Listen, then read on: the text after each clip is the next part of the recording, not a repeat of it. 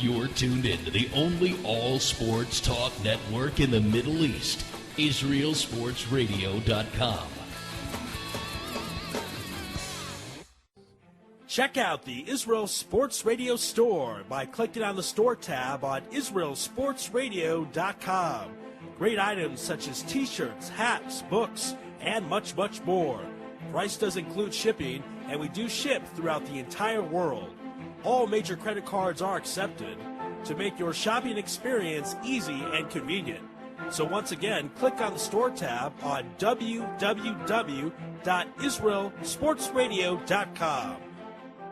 Broadcasting live from Israel, IsraelSportsRadio.com. All right, and welcome to episode 4 of the Beltway Boys. My name is Andy Gershman, and I am with the deepest voice in all of Baltimore sports, Brian Hoffman. How's it going, Brian? 0-2 the last couple weeks. What can I say? Well, you know, this was a tough week to pick, and the two of us had didn't fare so well in our overall picks.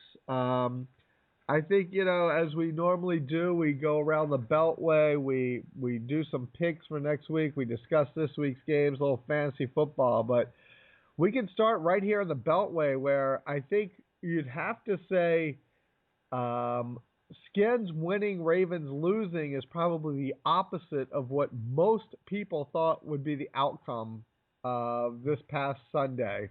We'll let you go ahead as usual and start with your Ravens losing to those winless Steelers. Well, what's better, Andy? Like a win by your team, or like a nice fresh entree of poppers? Well, I go with poppers. My stomach guides my decisions. And for me, it's poppers. But, we didn't have any Steel City Brew on the line here, or any Raven Bird on the line. No, I mean, something I wasn't gonna that I forgot to mention last week about the Steelers. I was getting really serious when we were doing the picks. I said the Ravens should win this because the Steelers are just so decimated, across the board at every position. But the thing is, so are the Ravens in a way. The Ravens are doing it sort of in a rebuilding younger kind of a way. Right. But the Steelers, if they had lost this game, would have fallen to 1-5.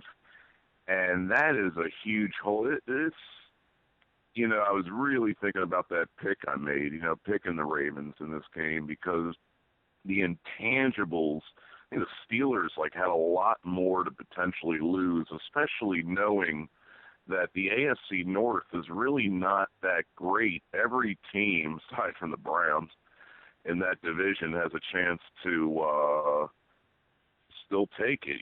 This is not the AFC West here with the Chiefs and Denver. You can't catch those guys, but you can catch Cincinnati. The only way they can win games is by hitting last-minute field goals. Hey, I got to give credit where it's due, though. I mean, the Ravens have lost their combined, aside from the Denver game, their combined games by, around field goals.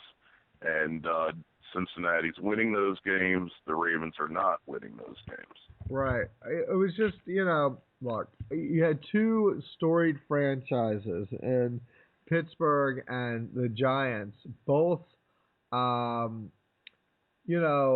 get wins this weekend. It was only a matter of time before they, kind of came back to their winning ways. I think you're right though with the Ravens. You can't underestimate how young this team is, and really, you've hit it on the head all year. This division is still wide open, just like the NFC East is, and anyone can come out of this division at this point, probably except for Cleveland. I mean, Cleveland has a bunch of nice pieces. I wouldn't be surprised, even though in a fantasy league of mine, as a waiver wire pick, and waiver wires aren't cheap, you know.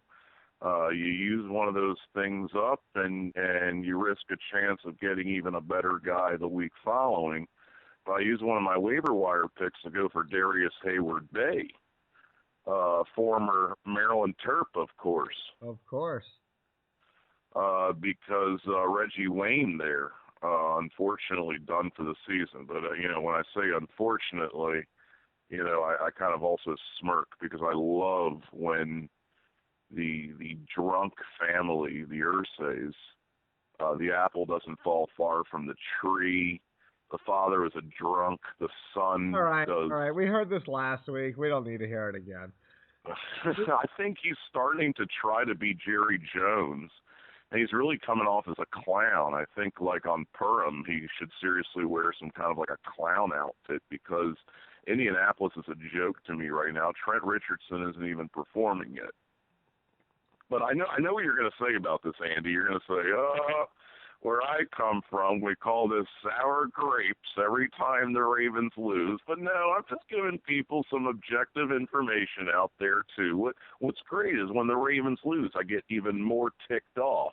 So you're going to hear more about, you know, my opinion on different clowns around the league, and I'm going to go off on a rant on the Irsay family. Well, you know, say what you want, but the Irsay family came out on top last Sunday night. Well,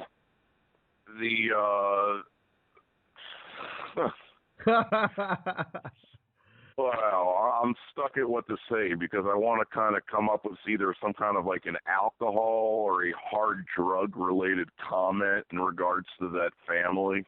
Well, and, you know, how they're able to string things together. I mean, they may look good now, but they're going to have to, you know, what are they going to do at running back when they realize that the Cleveland Browns traded T. Rich to them for a reason? You don't have a trade that happens like that every year in the NFL. There got to be some weird things happening. I think, though, that, and I think the Browns are just going to stockpile more picks. I think it's a good trade to make. Indianapolis doesn't have much more of them, but I think the Browns could get still another high-round pick for Josh Gordon, even though that's why I said I picked up Hayward-Bay, because if a Josh Gordon comes in, then a guy like Hayward-Bay is what he is right now, which is unfortunately garbage. He's a guy that's dropping a lot of passes.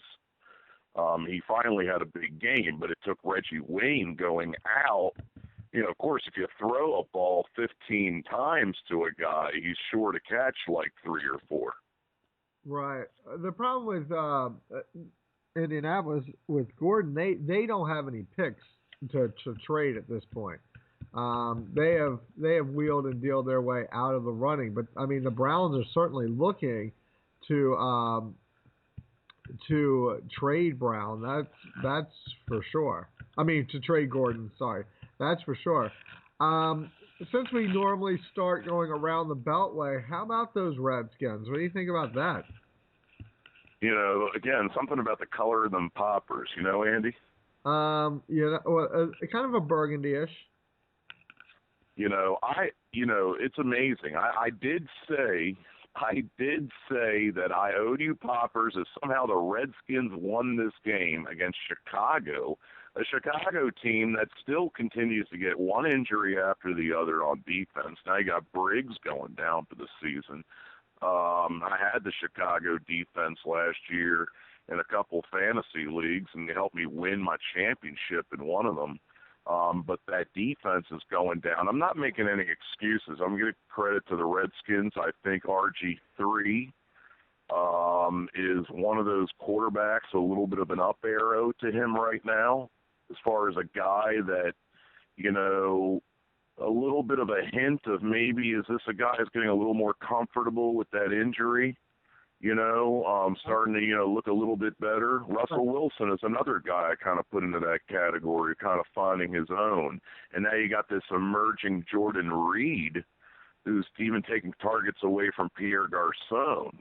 Well, so you already have a great running game. Roy Holu vulture touchdowns away from Morris. So a lot of interesting things happening there on offense. If the Redskins were to turn things around on defense, it'd be a different story. Well, you've got two things going on. I think more than being comfortable with the injury, it's being comfortable with the brace, which is, something that they felt like was just a matter of time. He did show that he could move a little bit better against the Cowboys when he came back. RG3, we're speaking of, came back after the bye week, so that certainly has changed. The Halou thing, I've always been a Halou kind of supporter. I thought, and maybe that's going to be this kind of, how these teams do this like fire and ice type of thing or whatever. What do they used to call like in New York the Giants with the the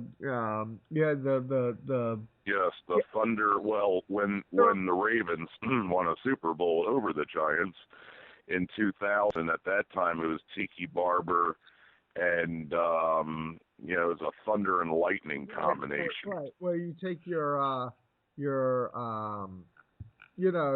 bruising back, and then you have kind of that scat back almost. Right. And then it was Tiki, Bradshaw, and Bradshaw was the Thunder. No, Jacobs was the Thunder. Excuse me. Bradshaw was the Earth. I don't know what they had going on there. Bottom line is they don't got no Earth, Wind, and Fire right now in New York. That's for sure. No. So that's how they're using the loot. Now you bring up a great point with Reed. Reed seems to be becoming the security blanket that RG3 really enjoyed, sort of like Romo with Witten. And you know what? Most quarterbacks with their tight end, I should say, if they have a decent one. Now, what's interesting is that from what I am reading and seeing and hearing, it seems that you could have a situation where Fred Davis, who they put the franchise tag on, is now on the block, on the trading block. And, of course, we're only a week away from trade deadline. But why not? It would be interesting to see what actually happens, with Fred Davis. I have always thought that Fred Davis is the biggest threat on the Redskins other than RG3. I have always thought that he creates a matchup problem. He's fast, but he's never lived up to the potential. I mean, look at what has gone on with Fred Davis. You've got, in his rookie year, he was suspended for marijuana for 4 games. He was injured last year, came back, did well, got the franchise tag, and now this year he's been replaced. Yeah, I mean, look, you can get a conditional / 10th round pick for Fred Davis, stash him up. I mean, you would take Fred Davis, wouldn't you? Yeah, I mean, absolutely. I'd take Fred Davis for if I was a team that was are you asking, would the Ravens take a guy like a Fred Davis? Yeah. I think they're finding some interest in Dallas Clark right now. I mean, obviously Dallas Clark is not a guy who's lighting it up as far as numbers week in and week out. Excuse me, but he is finding sort of a little bit of a consistency there with Flacco that he didn't have in the beginning of the season. I know there are not many silver linings offensively to take out of the season thus far. But I think the Ravens got a lot more things to do than slightly upgrade from a Clark to a Fred Davis at tight end. Right. You're right. No, I agree with that. I was just thinking that, it would be just a short drive around the Beltway to get to you.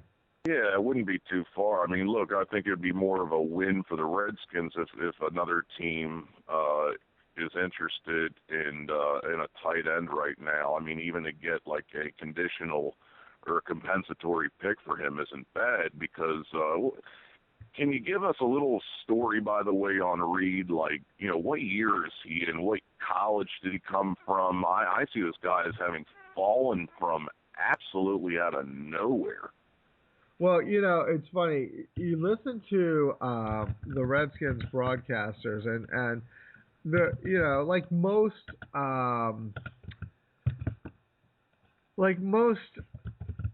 hometown broadcasters, they're homers. I mean, there is that aspect to it. However, what's interesting about him is that Sonny Jurgensen has always kind of had this thing with Reed, and that's usually a pretty good sign for a player.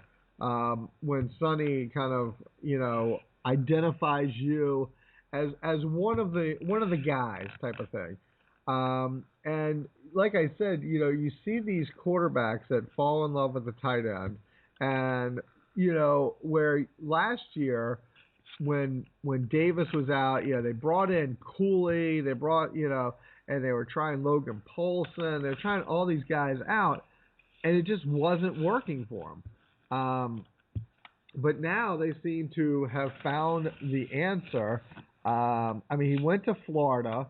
He was a third round pick, 23rd pick in the third round. Now remember, the Redskins don't have many top picks because of the RG3 trade with St. Louis. Right.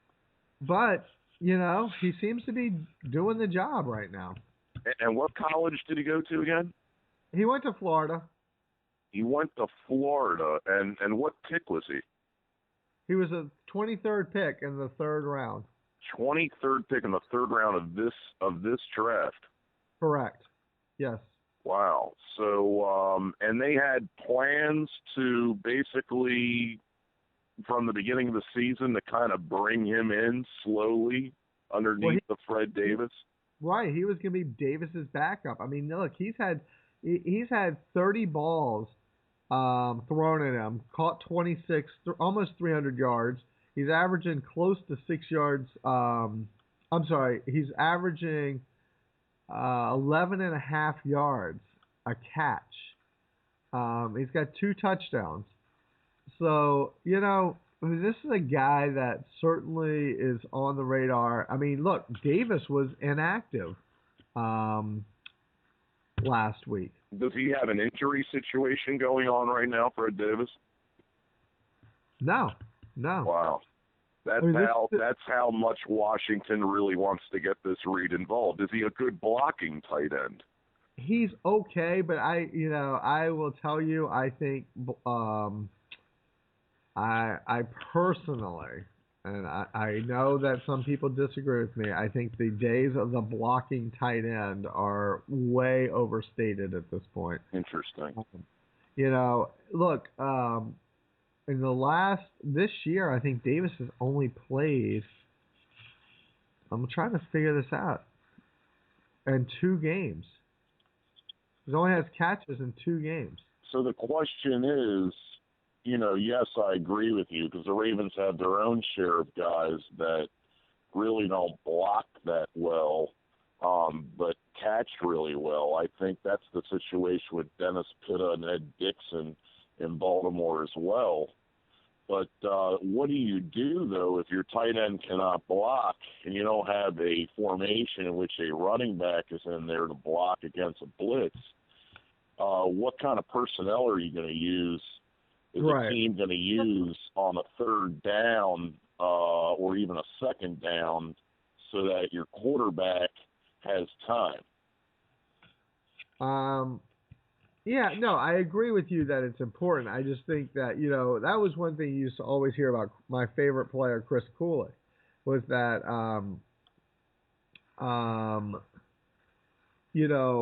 everything was, but Cooley's a great blocking, tight end. Well, I think in the mode of Gronkowski and Jimmy Graham and some of these other guys, you see these matchup issues where I think I always thought that's what Fred Davis was, the big matchup issue. Now, I'm reading this right now as we speak. It says that, Davis it says he did not ask to be traded, but at this point, he'd like to be released and waived. Now, obviously, the Redskins are going to try to get something for him in the next week. But who knows what direction they'll go in. Maybe Fred Davis ends up with the Ursays. He could. Has he ever tried drugs? Has he ever been an alcoholic? Well, he was suspended 4 games for marijuana 2 years ago. Hey, Welcome to Indianapolis, the land where you can do whatever you want.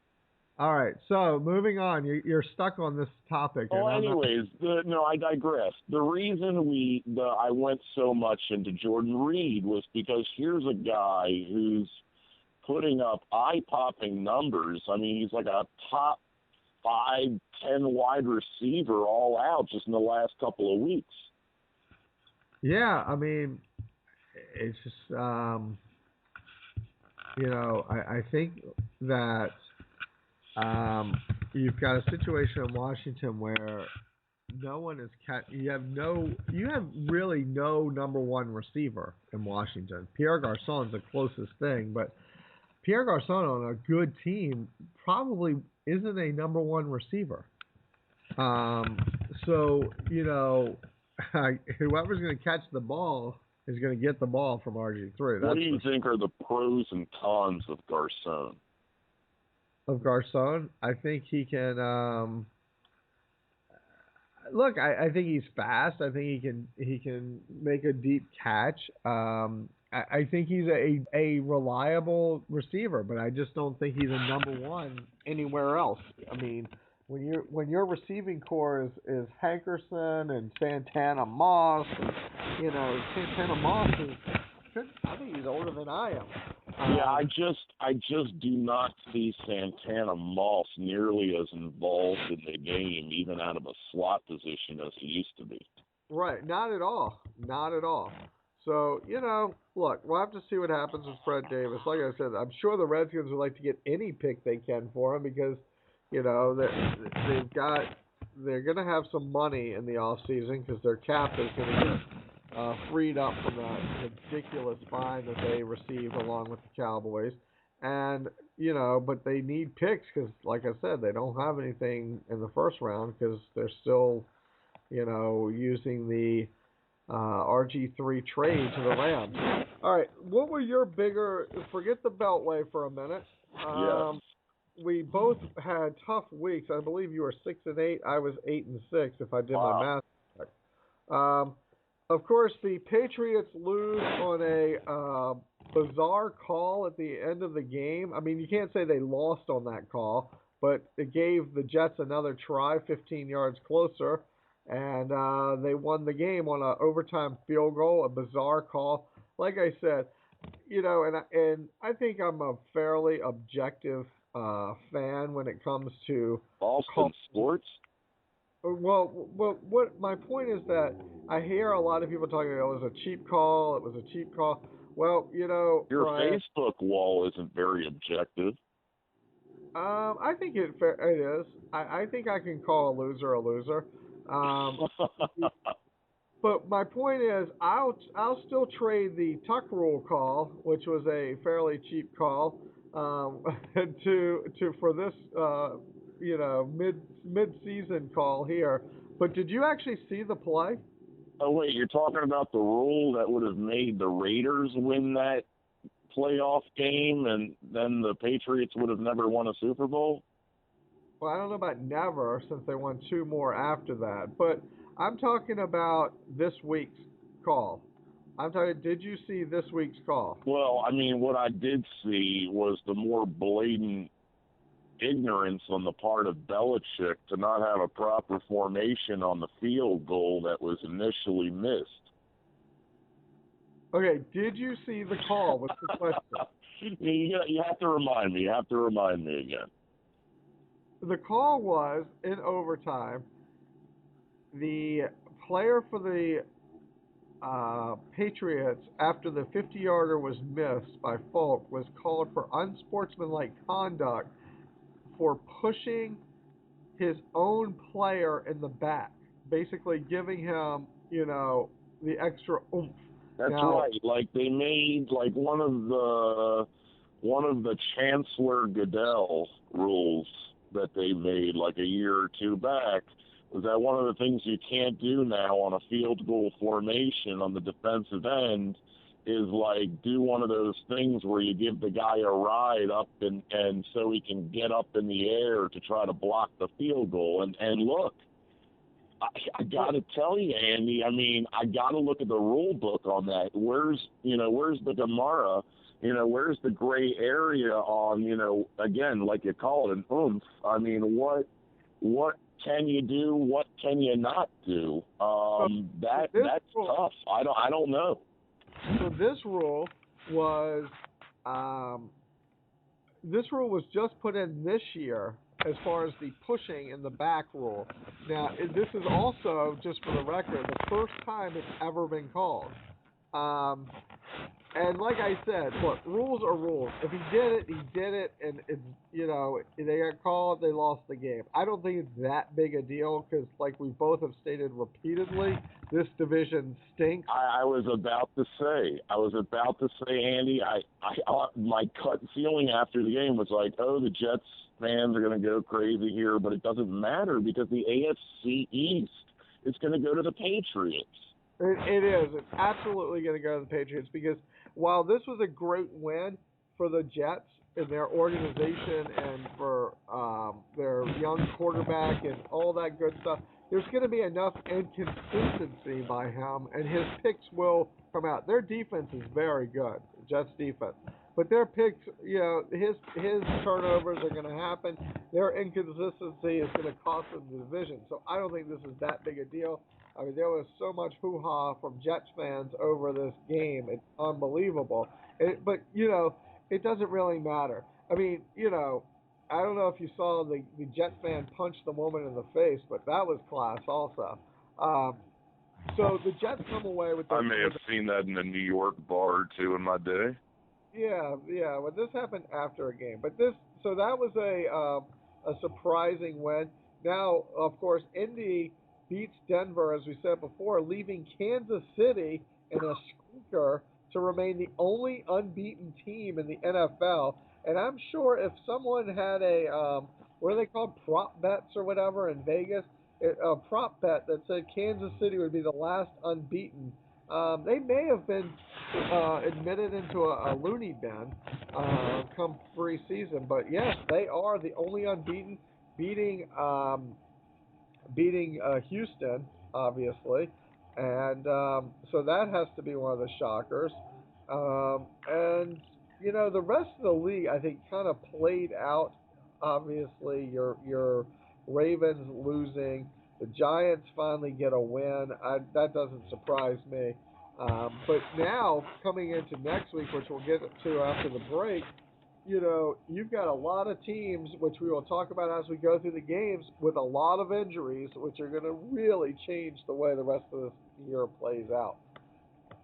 There's a lot of football left, and that's why things in the NFC East around the Beltway and the AFC North are not finished yet, even with major holes. Oh, not finished at all. Just like they're working on 695. The gambling's come in. Now the state got more money to spend money on the roads. The roads got a problem. And on 695, I don't know how 495 is looking. But, eventually 695 is going to open up to 4 lanes on all sides. And, maybe in a few weeks, things will change with the Ravens as well. That's right. All right. Now, real quick, because I know you have like 32 fantasy teams, one for each NFL team. What, any fantasy guys? I mean, there's a lot of quarterbacks going down, some receivers going down. Real quick, give me 2 players to watch for this coming week. Well, I got one, the comeback player of the week this week for me. The guy I drafted in the first round for a reason, because I thought he was far and away the best receiver in football, and that's Megatron. A huge comeback week for him this week when a lot of people thought he could be done for the year. Well, that's right. He got me a win this week. All right, and give me one other player real quick. I'm going to just because it's an interesting story right now, I'm going to go Des Bryant, a guy that really hasn't done a whole lot in the last couple of weeks. And interestingly thinks that he's as good as Calvin Johnson. Yeah, you know what? He read his own headlines going into this year. people kept saying he was going to be the thing. I never believed it, but he read his own press clipping. I'm going to just go with one player to watch for this week. That's going to be none other than from right here in Washington, D.C., RG3. The Denver Broncos have zero defense. Look for RG3 to put up huge numbers.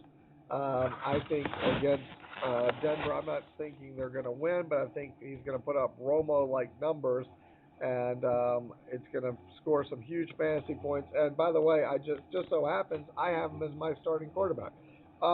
With that said, we are going to take our first break, and we are going to come back. We're going to preview all of next week's matchups right here with the Beltway Boys on Israel Sports Radio. You're tuned in to the only all-sports talk network in the Middle East, IsraelSportsRadio.com. Check out the Israel Sports Radio store by clicking on the store tab on IsraelSportsRadio.com. Great items such as t-shirts, hats, books, and much more. Price does include shipping, and we do ship throughout the entire world. All major credit cards are accepted to make your shopping experience easy and convenient. So once again, click on the store tab on www.israelsportsradio.com. Broadcasting live from Israel, IsraelSportsRadio.com. All right, and welcome back to segment number 2 of the Beltway Boys. Again, I'm Andy Gershman, along with the deepest voice in Baltimore sports, Brian Hoffman. All right, Brian, you ready to do some picks for week number 8 in your National Football League?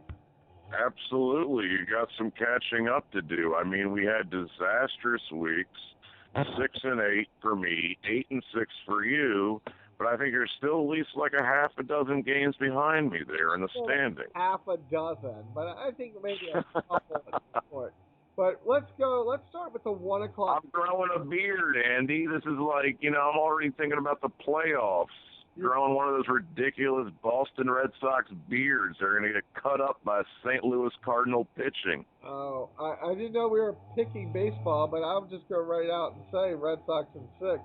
Okay. I'm gonna hang with Ari Lewis there on another title, going the way of the Arch. Okay. Anyway, this is a football show, so we will do football picks. 6 teams are on a bye week: Chicago, Tennessee, Indy, San Diego, Houston, and your Baltimore Ravens will be licking their wounds from last week on a bye week. So those 6, that leaves us with 13 games. That's it for this week, which is a little surprising. 1 o'clock games.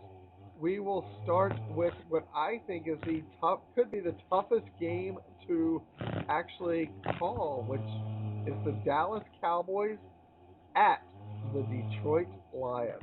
Start it right there. I mean, last week I had this conditional where I said if Megatron does this, 100 yards or a touchdown. He did not only both, but then he got another touchdown, and I think he had over 150 yards. But Detroit still lost, and I like the role, even without DeMarcus Ware, that Dallas is on. I like this little train they're on, and I don't think it stops. That game is in Detroit. It's in Detroit. And Cincinnati beat Detroit, and that's not that great of a Cincinnati team, and I'm just in my gut. Even though emotions are not good when calling games, I'm going to go here. I'm gonna shock some people. Maybe I'm gonna go Cowboys. I think I'm gonna go right with you. The only thing that concerns me is it being in Detroit, but I think some of these road wins. I don't think I don't trust that the Detroit crowd makes a difference. I think it's going to be one of those high-scoring games, but I think the Cowboys do come out on top. The defense showed a little something against a pathetic Eagles team last week. And you know what? I'm going to go Homer pick, and I'm going to go Dallas Cowboys. So, that's a great way to start. You liking my Cowboys. Well, I don't know. They're on this roll. I got to like the Cowboys in a way, Andy, because I have Terrence Williams in like all three of my leagues as this up-and-coming guy I thought would emerge with Miles Austin going the other way, and now they're saying possibly he's second to Des Bryant as far as targets. And what if Des Bryant gets injured, then Terrence Williams has amazing upside. I have Witten in a league, and I even have John Randall in a league. Randall, the running game there is not bad, although they really don't use it. When they do, They seem to be effective. Yeah. So, we're both at Dallas. Next game, the other dominant division in football, the Miami Dolphins visit the New England Patriots. I think something that would be interesting to do one week, maybe not this week, but at some point, would be to take these games and see what the lines are, and then make the pick of who's covering. That would be the really too hard. Let's just pick it. Come on, give me a. What your thoughts are on this game? Anyways, what game are we talking about again? Oh, that would be the Dolphins at the Patriots. The Dolphins are just so bad. Tannehill's so bad. He gets a lot of yardage and garbage time. Wallace is really disappointing me. The Patriots will find a way to just win another game here. Right, I agree. All right, an NFC East battle. The Giants coming off a big win. The Eagles coming off a devastating loss. It's in Philadelphia. Giants at Eagles. 1 o'clock. Is this game going to be sold out in the stadium? It doesn't really matter to me. Are they going to force fans to watch this? They ought to just completely take this game off of media. I'm sure it's going to be a very localized media. Let me tell you, it was one of the worst Monday night games with the Giants. Can they play this game in the soccer field of a Jewish day school? Probably. All right, what's your pick? Giants and Eagles. Hold on, I have a coin here. That I'm looking for. And depending on what it lands, I'm going to pick Eagles if it lands on the solid on the heads. And it did not. So what was the other team? The Giants? The Giants. Yeah, I'm going with Giants. I think, never count the Giants out. And this could be a bump they could use here. 2 wins in a row. All right, 1 o'clock. I don't think we need to spend much time on this one. San Francisco goes to Jacksonville. Yeah. Next. All right, I'll put you down for Jacksonville. Right. Cleveland at Kansas City. Again, Kansas City being the only undefeated team in football. Cleveland, a team looking for a quarterback. Is there any doubt that Kansas City wins this? This is that funny kind of game where you almost get that weird feeling that a Cleveland could win this thing, but I got to go with Kansas City. You know what? I agree with you 100% because I just cannot believe in Kansas City, but for some reason I'm forced to. It's until they prove us wrong, right? The one fun thing with the Browns every year, even though they end up with a terrible record and they do nothing, is that they have these interesting upsets over pretty good teams. And Kansas City's not that good. Oh, I agree. Okay, now let's see. The last 1 o'clock game gives us Buffalo at New Orleans. Yeah, I gotta go with New Orleans here. I think this is going to be a lamb basting. Oh, I think so too. New Orleans coming off. They come off a bye, but their last game was that late loss to the Patriots, so they've had 2 weeks to think about that, and I'd imagine that was a fun 2 weeks of practice for them. So I'm going to say I'm right there with you, and I'm going to go with New Orleans as well. All right, you have 4 o'clock games. The first 4 o'clock game on the list will go locally. The Washington Redskins go to the Denver Broncos. Of course, the Redskins coming off the win at home with Chicago, and the Broncos losing to Indy. Now, the interesting thing is last week you had Peyton going back to Indy and losing.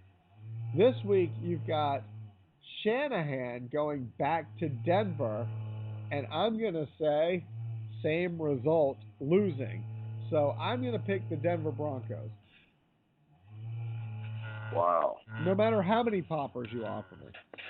Yeah, I love how you broke that down. I mean, I'm going to agree with you here. I'm going to go Broncos, although, that Broncos defense got a couple holes. You can score a couple points against them. The problem is, and this is why I got to take Denver, is that Washington defense. I think Manning scores 35-plus points in this game that, should be enough.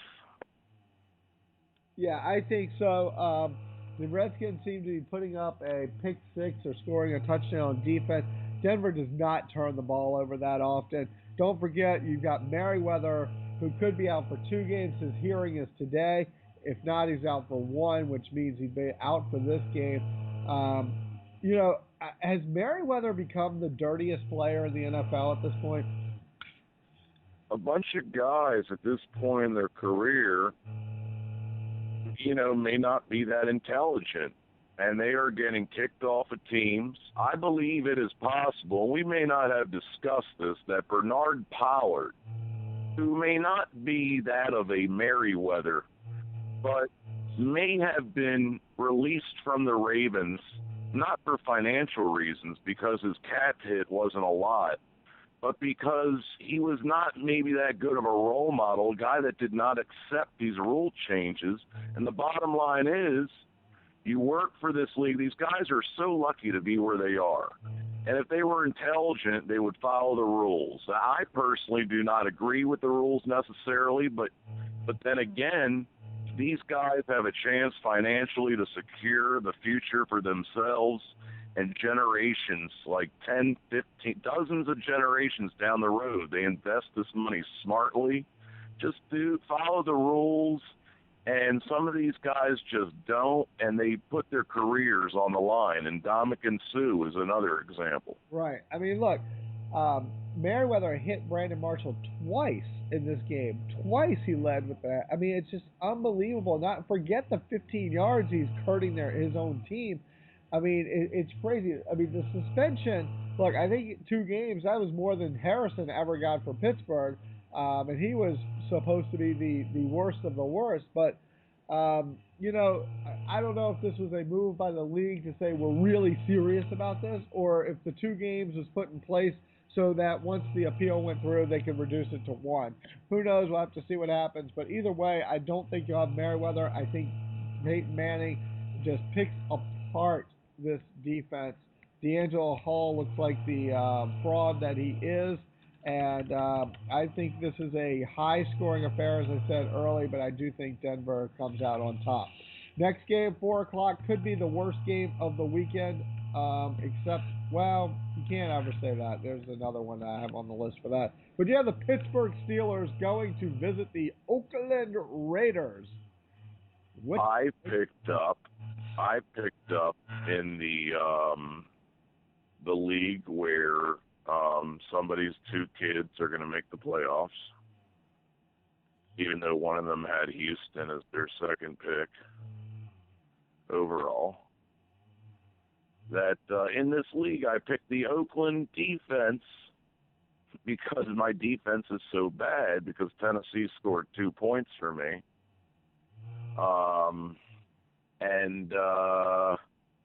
I got the Oakland defense there against Pittsburgh because I think, unlike the Ravens, that the Raiders are going to do the job in this game. I'm going to take the Raiders. I love when I have the opportunity to take those guys. All right, I'm going to go with the Steelers.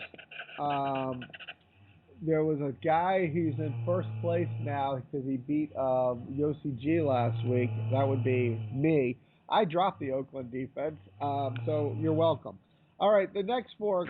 Thank you so much. And it's so funny because what you did not mention is that you're going to have to face the team that you dropped this week because we face each other.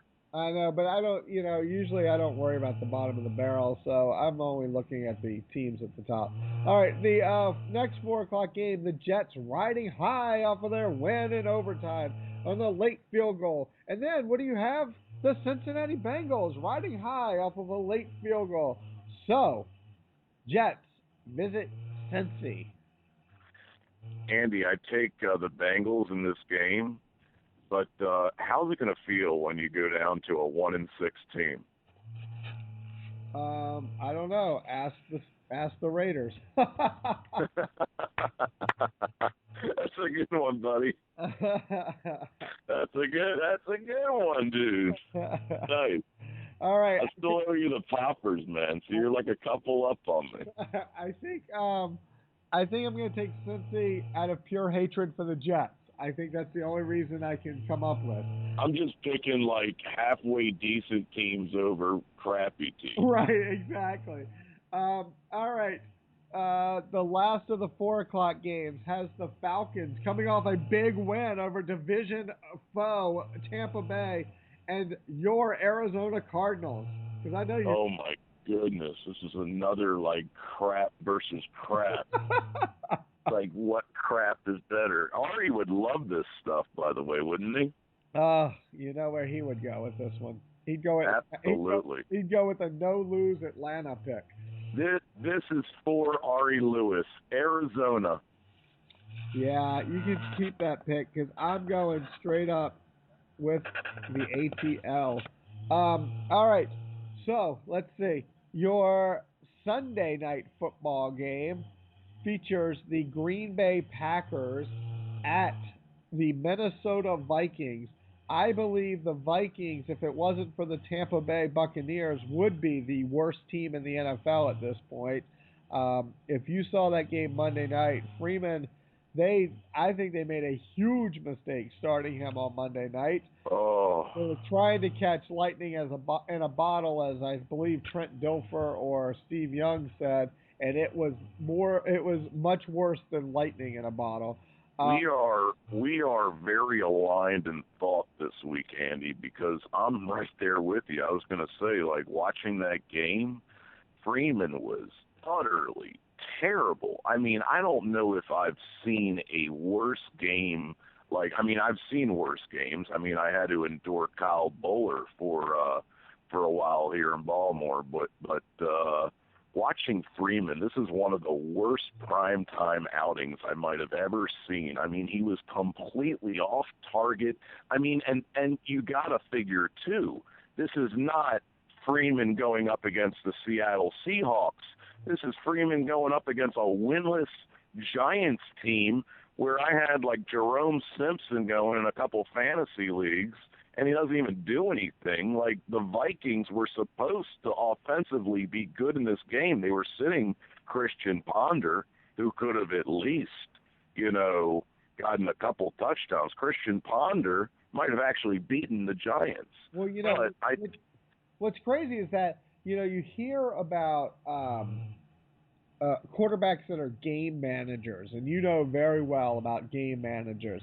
And, Christian Ponder could at least manage the game. I mean, you've got a future Hall of Famer, you would think, and Adrian Peterson in the backfield who goes 13 carries for like 28 yards or something.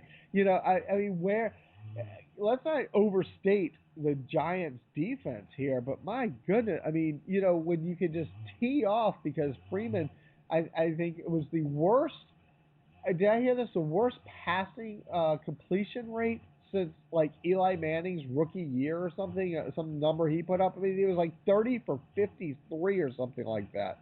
We agree, but thank goodness we disagree again, because I think the Vikings are doing the right thing in the long term. I think if they can actually get some kind of a pick for Ponder, I think Ponder has not proven over time that he can be healthy. I do not like the direction that he takes them in. Freeman, although he looked terrible, gives them an upside. I think Freeman still has a little bit of an up arrow to him, although his game was disgusting. But so were some of the games of Eli and Peyton Manning. Freeman, this is not early in his career. Maybe Tampa Bay was thinking something when they got rid of him, that the guy's not good. I'm just thinking the upside. Minnesota has no choice. They're already one of the worst teams in football. They probably are smart, their general manager, and seeing that they have no chance. So why not lose games, but see what Freeman can do for you going into next year. Maybe they can give up a bunch of picks and go for one of these high-profile guys coming out of college, like the Redskins did with RG3. Well, you got to figure that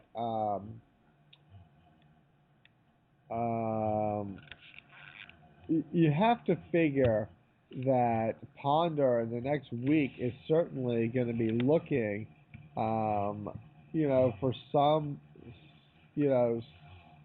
job out there, and you like you said, you'd have to figure Minnesota is going to be ready to deal. Jeff Garcia, who's 43 years old, hasn't thrown in the NFL since 2008, told the Browns that he's ready to play. And you've got situations where guys, look, the Rams. Who knows? Did I see the Rams brought in Brady Quinn? A place like Cleveland might be a decent destination for a Ponder, but Ponder would be luckier if he went to a team that had something in place that was actually contending for the playoffs. I don't know offhand if I can think of a team like that because, hey, if you got a good quarterback, you're probably right there. Right, but Sam Bradford goes down, Brady Quinn comes in. It's unbelievable, how some of these guys manage to hang around, but so they do. All right, so I guess we're both going to agree that it's going to be Green Bay, right? Right. All right, Monday Night Football is going to bring us another interesting game. The Seahawks go to St. Louis, and like I said, Bradford's down. I think it's, what's his name? Kellum will be the quarterback. I don't see any way St. Louis wins this game with Bradford, so much less without. I'm going to go straight up Seattle. Yeah, I'm going to agree with you there. Seattle in this game, although I like some of the things that St. Louis is doing also in a rebuilding mode. I wonder how much their backup will bring to the team. Unfortunate that Bradford went down. I don't think Bradford was, incredibly good anyways. And one of those things was because of the injuries.